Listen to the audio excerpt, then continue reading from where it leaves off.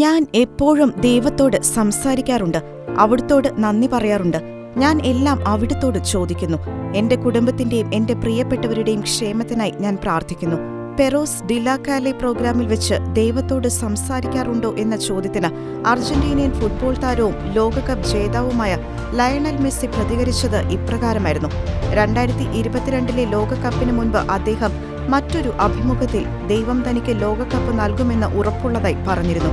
ഇത് എങ്ങനെ അറിഞ്ഞുവെന്നുള്ള ചോദ്യത്തിന് അത് തനിക്കറിയില്ല എന്നും, എന്നാൽ ദൈവം തോന്നിച്ച ആ ഉറപ്പ് ഉള്ളിൽ സൂക്ഷിച്ച് ആ നിമിഷത്തിനായി താൻ കാത്തിരിക്കുകയായിരുന്നുവെന്നും മെസ്സി പറഞ്ഞു. Se lo agradezco todos los días de mi vida, no solo por todos los logros que me dio a nivel profesional, a nivel individual, sino por todo lo que me dio siempre, ¿no? Obviamente no me puedo quejar de nada y no le puedo pedir nada más porque gracias a él tengo todo y soy un agradecido.